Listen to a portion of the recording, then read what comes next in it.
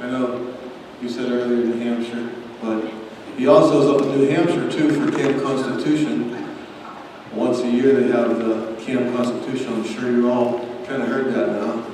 And we'll hear more about that later. But please welcome Mr. Hal Shurtleff. Thank you. Okay.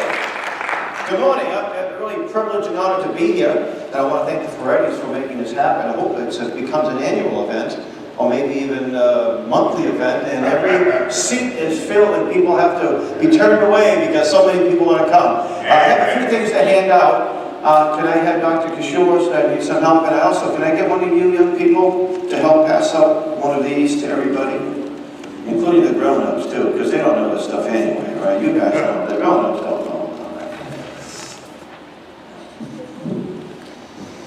Okay, I just want to ask you, how many, you're all homeschoolers here, right? Yes. Now, a little bit about myself. I born and raised in Boston, sort of in it was a very troubling time in the height of the forced busing.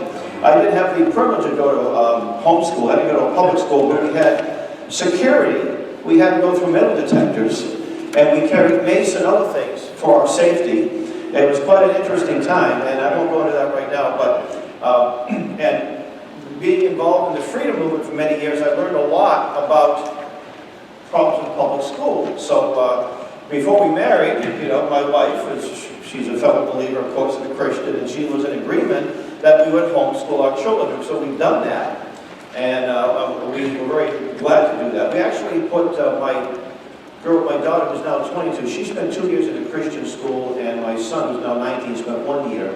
And I told people that my 16-year-old, she never set foot in a public school, but then she did because the school was renting out to a local church, and she went to a church service. So she did set foot in a public school, but it wasn't to attend a public school. So it's quite a sacrifice your parents make, but it is worth it. Because what does King Solomon say? What did he say? He said a lot of things, right? Well, the fear of God is the beginning of wisdom. And you don't find a whole lot of fear of God in most public schools and a lot of private schools. But I'm here to talk about that. I'm here to talk about the Constitution. Everybody have a copy of the Constitution? Right? Have you studied the Constitution in your homeschool? Some of you have, maybe some of you a little bit. I spoke, there was a panel, it was on Constitution Day, which is September 17th. It was at Keene, New Hampshire State College, a liberal college, and I was one of the panelists. Next to me was the local New Hampshire ACLU director, and then there was a liberal professor, and there was a professor who thought he was conservative, right? And then there was a lady who was a state rep who was a Liberty lady, Jen, State Rep Jen. So there was two of us among, and we all had opening statements. Well, there was a copy of the Constitution on every chair. There was about 150 there, mostly students, some people in the neighborhood. And I said, some of you don't care about this. Some of you will leave this on your seat. That's okay, because I'm going to take this Constitution and give it to somebody who cares. See, this is your owner's manual to a free country. Now, you all have manuals for your automobiles and your cell phones. And in your automobile, if your parents have a car, it tells you what kind of oil to put in it, right? How often to maintain it, what size tires, what kind of fuel. I mean, if I drove up and I said, well, I'm going to put diesel fuel in my minivan, right? What's going to happen to it? Not going to run too well, is it? Oh, I decided to change my oil. It says every 3,000 miles. Well, my owner's manual is a living and breathing document. So I'm going to just make it 20,000. I don't want to pay to change it every 2,000 or 3,000. What's going to happen? My engine's not going to last very long, is it? Now, you heard this term, living and breathing, right? What about a contract you make with someone in your neighborhood? I made a contract to someone to come and paint the house. Scrape the paint, color it, paint it purple or paint it blue, whatever, and take care of the rotted wood. And after a week, I come back and the painter is in the backyard sitting in the pool, and he hasn't done anything except maybe paint some polka dot, maybe. And I said, hey, you're violating your contract. Yeah, but hell, it's a living and breathing contract. That will not be upheld in any court of law, right?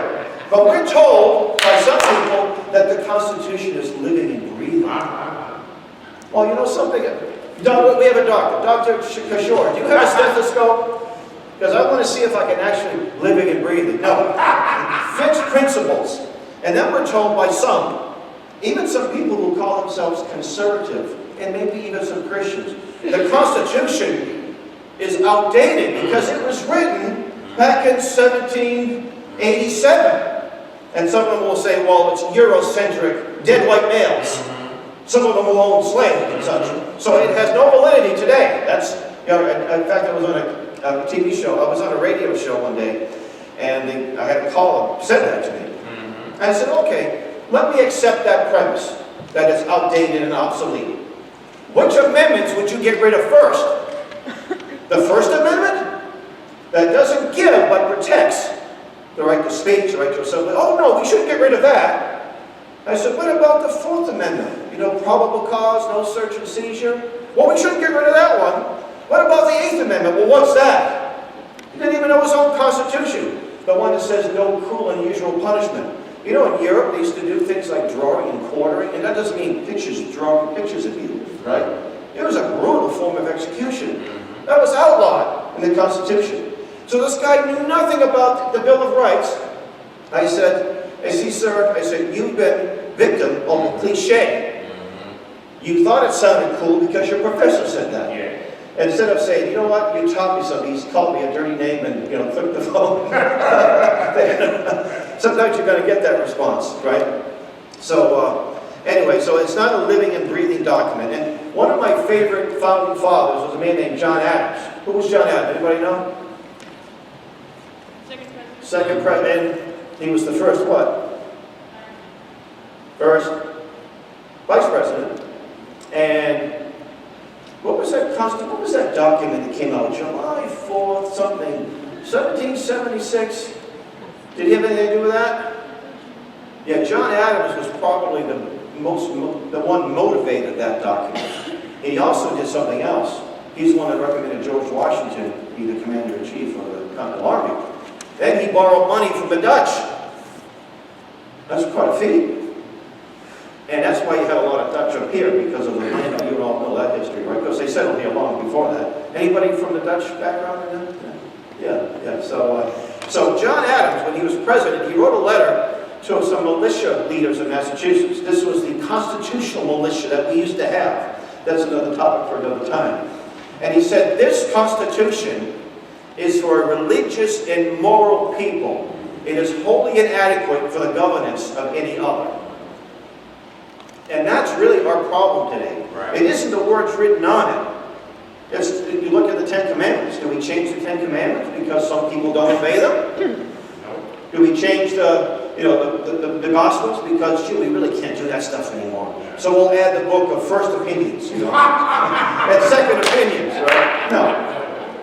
No. One of the things we do at Camp Constitution is we do outreach. And this is what I recommend. This church obviously outreaches. How do you do that when you outreach at a church? You pass out Bible tracts. You might host some gospel revival meetings. Some churches do that. Some churches have tables at fairs and so forth. Maybe they're in parades. So we do those kinds of things. And I believe it's completely consistent with the Christian walk, is teaching people about the principles of our Constitution. And we have this little 10-question quiz we offer. So we do this because we want to get people to come by the table. And we all give them a free Constitution. And this is your Constitution. And what happens, some people will say, but I already have one. So what do you do with the one we gave you? Leave it here? No. What do? You give it to somebody else who doesn't have one, right? That's it. Okay? All right. So, we had a table. When we do homeschool shows, homeschoolers are a whole lot better when it comes to this quiz. But a lot of them fall far short. And the parents, the same way. Okay? I was at a table in Vermont, a law school down the street, and we had these pretty similar 10 questions. There was a law student come up to the table, and I asked him to take the quiz. He says, with pride tempted. I'm a law student, he said. I'm a second or third year law student. He said, it wouldn't be right, it wouldn't be fair. I just maxed that test. I said, why don't you humor me? He got one right. Because they don't teach the Constitution in law schools. Right. Believe it or not, they teach case law, maybe how the Supreme Court justices apply modified or twisted and torched the Constitution to justify the decision, but they don't deal with, and I've had attorneys tell me that, people who went to law school. So I'm going to just review some of these. By the way, the answers are in the back. We also have this available on our Camp Constitution script page. Which amendment, and you can put your hands up, okay, which amendment protects the right to keep and bear arms? Second, that's not fair, you've got a Camp Constitution. Now, why, does it give us the right to keep and bear arms, or does it protect? Or does it matter? Where do rights come from? God. Who says that? Everybody says rights come from God. Put your hand up. Okay, that's right. Rights come from God. How do we know that? We have the word. We have the Bible. And in our Declaration of Independence, what did it say? That first, we hold these truths to be self-evident, that all men are created equal, that they are endowed by their Creator with certain unalienable rights. They say that Thomas Jefferson was a deist. That wasn't a deist statement, whatever he may have been. He may not have been I don't think he was a Baptist. He wasn't a 5-point Calvinist. But to write that, he definitely believed it was a creator, not an evolutionist. Charles Darwin did not give us our rights. Okay? He can tell you, your evolutionist friends. That's right. The Second Amendment protected those rights. It didn't give those rights. So we really don't have a Second Amendment right, do we? We have a right protected by the Second Amendment. What is the age requirement of a senator, U.S. Senate? 25. 25. Anybody else? Yes, sir. 21. 21, no. Yes, sir. 30. 30, that's excellent. There was a man running for the U.S. Senate in New Hampshire. He came by the table. He got 8 right, but he got that one wrong. It's 30 years of age, that's right. Okay. Someone said 25. That's for a member of the House of Representatives. How about a president? How long does it have to be president? 30. Someone said 35. That's right. 35. By the way, back 200 years ago, if you get around to be 35, you're old. This guy could probably vote twice, he's old. And of course, if you lived in Chicago and died, you'd be active in politics long after you died. Which amendment reads, from each according to his abilities, to each according to his needs? Which amendment? With a hand. None. You'd be surprised how many people think that's in the Constitution. I would suggest that almost more than half the members of Congress and your assembly up in Albany think that's in the Constitution. Okay? Where is that found? Yes, sir. No. Yes, ma'am. The Communist Manifesto. I want to address that nasty document for a while. There's a great, wonderful Bible college in Hyde Park, Massachusetts. And we're visiting. I have a friend who's a professor there. And I spoke at one time. I was having lunch. Now, these are really fundamental Baptists, old King James only. I mean, really, there are no progressive freethinkers in this church. They're in this school. And over lunch, one of the students said to me that communism, in theory, is pretty good. It just doesn't, the wrong application, the wrong people running it. And a thought came to me. I said, it's like telling me hell isn't such a bad place, but it's got the wrong demons running. I said, have you ever read the Communist Manifesto? And I don't think he really has. He did afterwards. It says before the 10 planks, by the way, of the Communist Manifesto, it says that communism abolishes all eternal truths. That should have been rejected by automatically. And by the way, he was against home education in the Communist Manifesto. Why? And he called for free education for all. Well, he wasn't that bad of a guy. If it's free education, who's controlling it? The government. The communist state. You think you're going to learn about the Bible as you would in homeschooling in the communist state? The state will control what's being taught. And that's the ultimate goal of Common Core, by the way. Another topic for another time. Okay. Lawmaking abilities are vested in which branch of government? Yes, sir. The judicial. The judicial? No. Although a lot of people think that. Yes, ma'am. Sir. Okay. Let's say, everyone open up their Constitution. Now, you've just done something that most members of Congress have never done. Open up their Constitution. Okay? Okay, Article 1, Section 1, what does that say? Say, read it all together. All legislative powers. Come on, louder. I know it's early in the morning, it's Friday, but All legislative powers herein granted shall be vested in Congress of the United States, and shall consist of the Senate and House of Representatives. so, where are lawmaking abilities vested? Legislative powers, what branch? Congress. The Supreme Court? No. The executive, the president? By the way, you're going to hear, during this presidential election, you're going to hear things like, we are electing the most powerful person in the free world. That's not the job description of a president. You know, president only has about 8 or 9 duties and powers. He's not supposed to, or she, is not supposed to be the most powerful person in whatever the free world is, right? And but why do they say that? There's not enough people correcting them. And I did a radio show last week, and I addressed that. Presidents aren't supposed to create jobs. Right. They're supposed to leave you alone so you can create your own job. Right. You see, Calvin Coolidge was one of to make my opinion, the last good president we had, even though he had his flaws, as they all do. People would say, some people would argue, what did he ever do? I said, precisely. He didn't mess up. He didn't give you a Calvin Coolidge care, you know? He retired some of the national debt. That's a good president. So, how many amendments does the Constitution have? Yes, sir. 27. How many? 27. 27. Does anybody know what the last amendment is? The last amendment deals with pay raises for Congress. It would have been the First Amendment.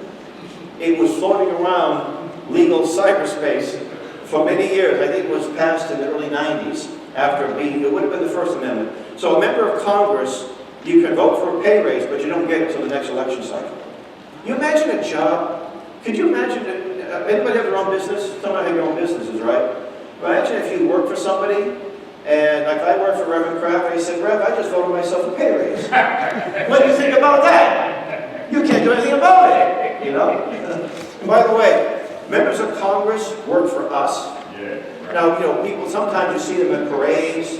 Oh, he's a member of Congress. Now, you need to respect that person. But that person is your employee. Right. Can you imagine a job where most people, by the way, do not know they're members of their Congress? They don't know who they are. How many people here know they're a member of Congress? Or at least know who they are? Know they're congressmen. Put your hands up. Okay, by the end of this day, you will know the member of Congress that represents you, that votes supposed to be in your interest, supposed to be upholding his office. I probably would suggest that person is not a constitutionalist.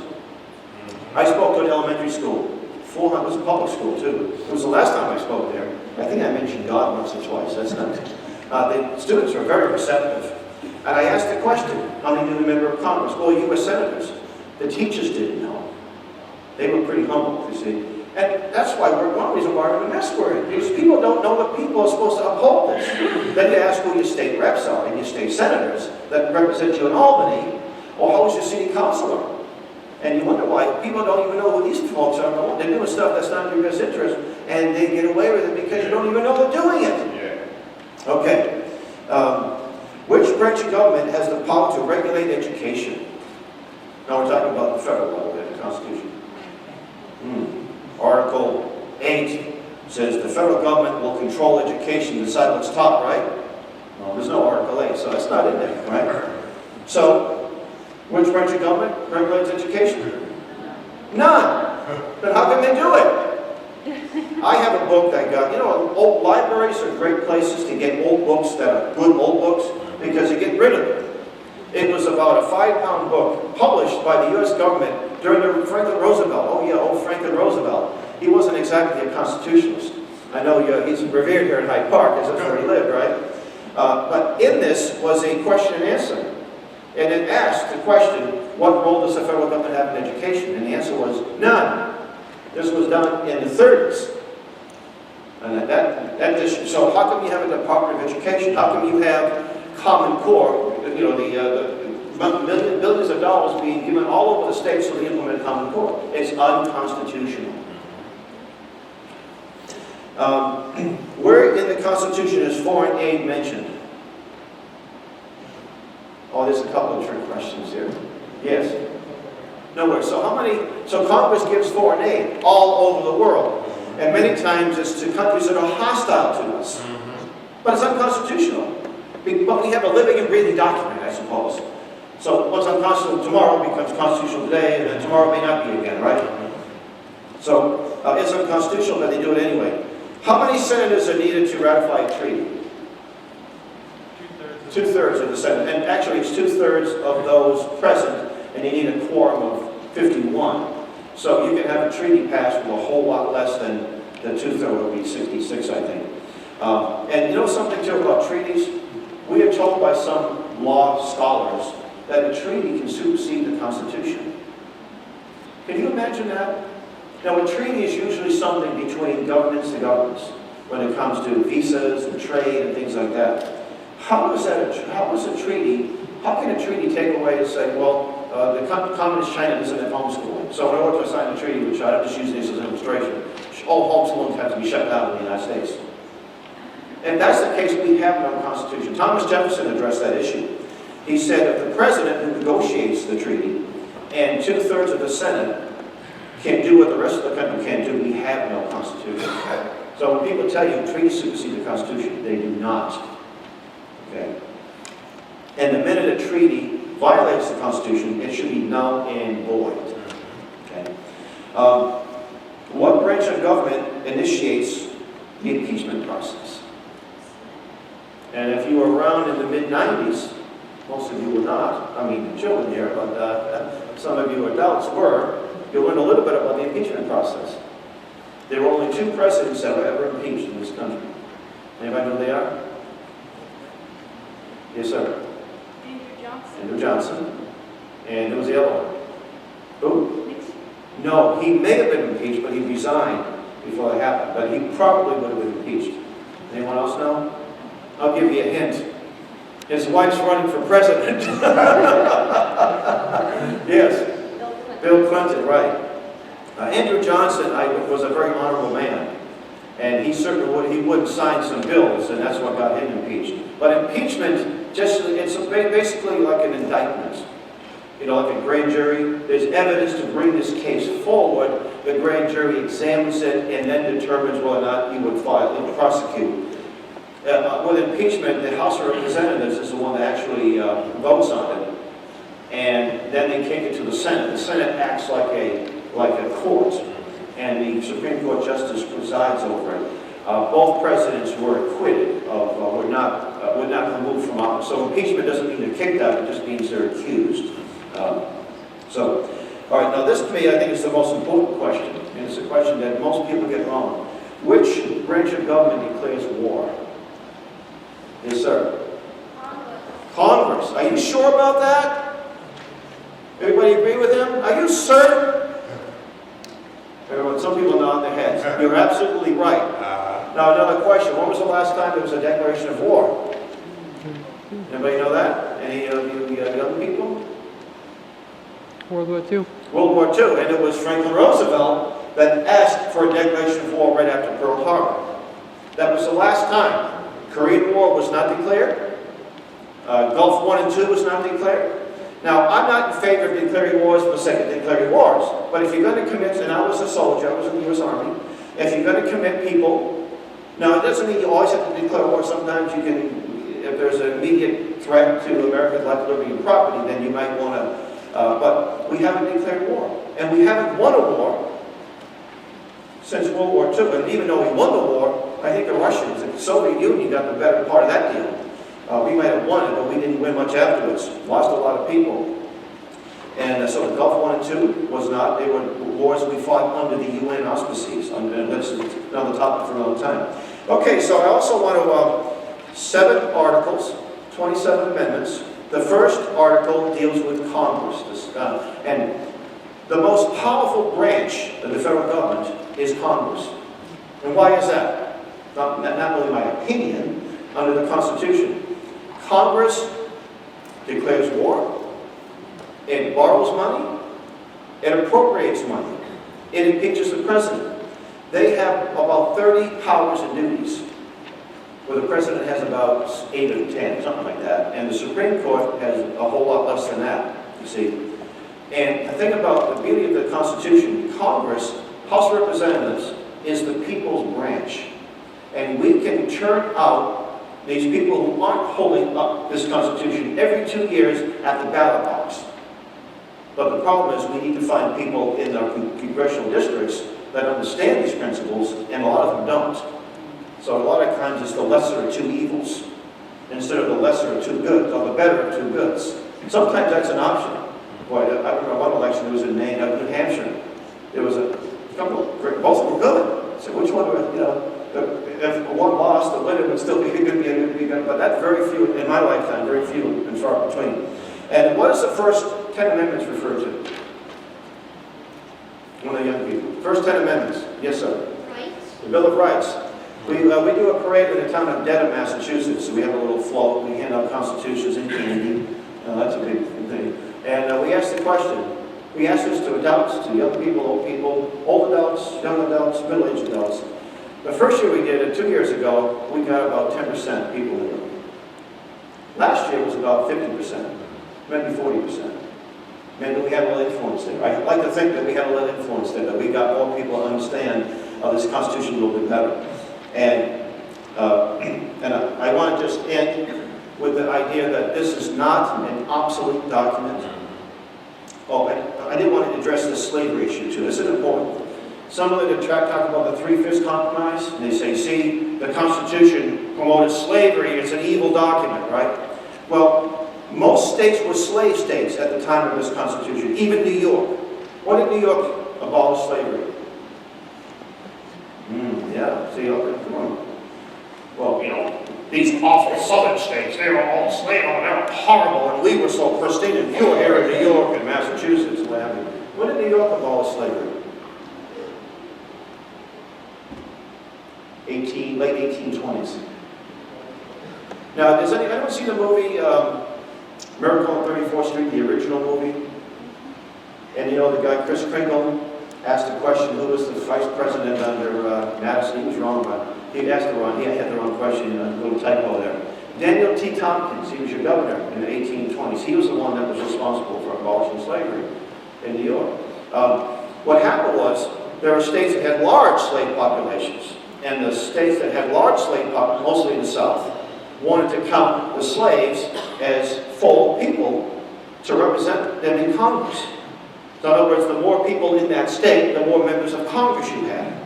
And the people in the smaller slave state, now you did have Massachusetts that abolished slavery in the 1770s, and a few of New Hampshire, and a few other states. Delaware and even a lot of other, New Jersey had slavery. Up until 1861, there were still slaves in New Jersey, right? A few. Connecticut had slavery to the 1840s. So they figured, well, gee, they would have more representation if they had more members of Congress. It was based on the population. Today's about 650,000 per. And so they made a compromise that you count for every 5 people who are in voluntary servitude, you count them as 3.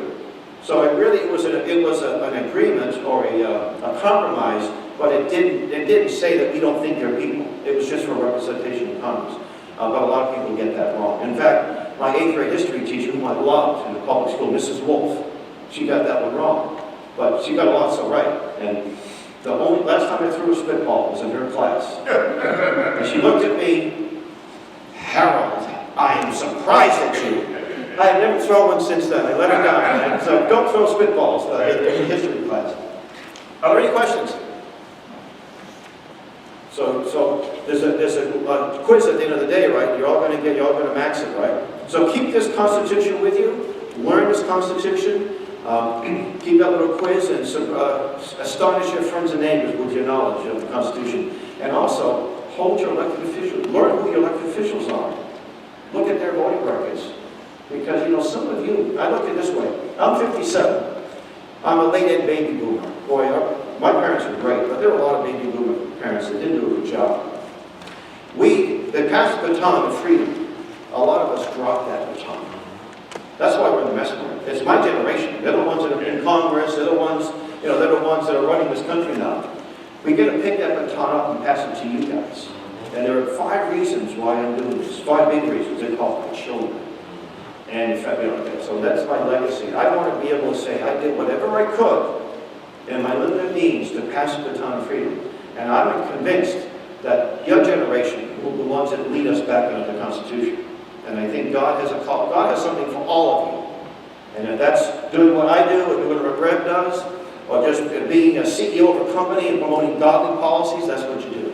So thank you. I'm going to give you 5 extra minutes. How's that? Thank you and God bless.